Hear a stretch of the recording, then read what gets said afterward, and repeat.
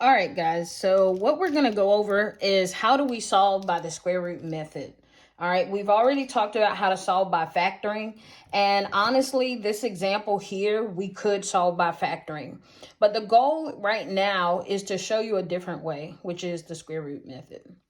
So here are the steps. The first thing you want to know is if we're going to solve by the square root method, we need to isolate the x squared term. So that's going to be our first step, is to isolate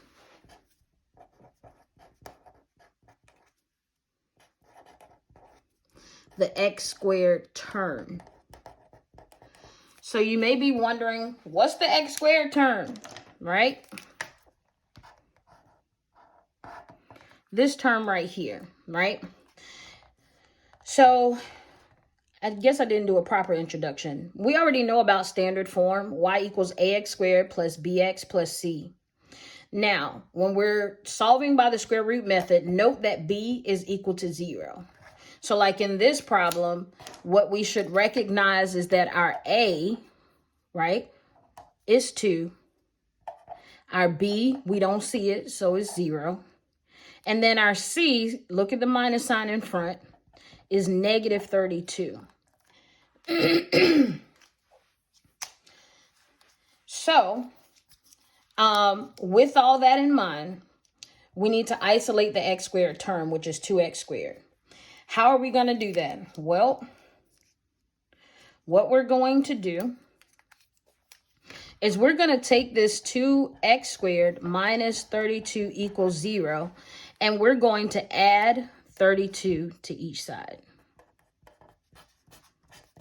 So this becomes 2x squared equals 32. We've isolated the x squared term. Now, second step, we're going to solve for x squared. So now that we've gotten the term by itself, we need to solve for x squared. How are we going to do that? Well, notice the 2 is in front of the x squared. So we need to divide by 2 to get x squared by itself. So now we have x squared equals 32 divided by 2 is 16. And we've completed our step 2. So step 1 here, step 2. And now, what's the third step? The third step is to solve for x by taking the square root of both sides.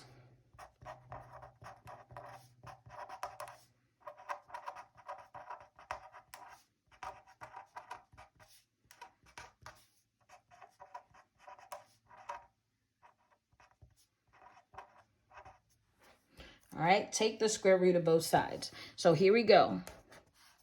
Square root, square root. Now, what does taking the square root of both sides do? The square root of x squared is just x. So this frees up the variable. And now we just have x. Now, the square root of 16, we already know that it is 4. However, when we take the square root, we need to recognize that 4 times 4 gives us 16, but also negative 4 times negative 4 gives us 16. So our answer here is actually going to be plus or minus 4. Reason being, because 4 times 4 is 16, and negative 4 times negative 4 is positive 16. So here's our answer. And we have solved by what we call the square root method. One more thing I want to say before we go. So let's say we have another example like this one here, okay? Now this one, I'm saying, okay, let's take this as being vertex form. So we have solve 3 times x plus 3 quantity squared equals 48. This looks most like vertex form, except for the k, the y is 0, and the k has gone over to the other side of the equal sign. Now, we solve this very similarly to the way that we solved the previous one. But here, our first step is to solve for x minus h quantity squared. So that's what I'm going to say here, right? That's the first step, is to isolate x minus h quantity squared. Okay, so what is that going to look like for us? Going to go ahead and rewrite the problem. And to get only this part by itself, we need to divide by 3. We know to divide because this 3 is being multiplied by x plus 3 quantity squared.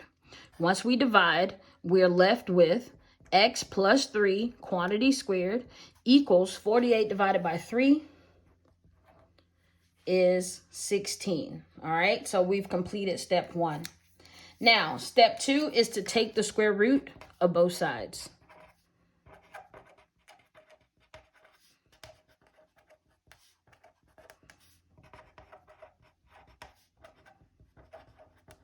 Okay, take the square root of both sides. So we've taken the square root of both sides. What does that do for us?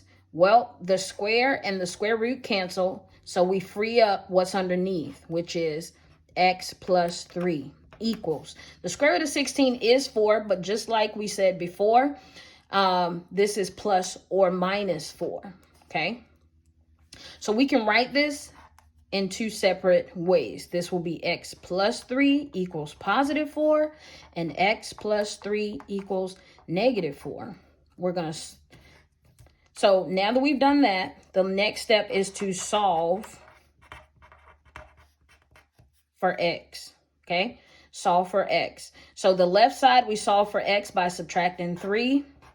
So x equals 4 minus 3 is 1. Right side, subtract 3. And we have x equals negative 4 minus 3 is negative 7. All right. So our answers are x equals 1 and x equals negative 7. All right. Those are the solutions here. Okay. This is how we solve by the square root method. All right.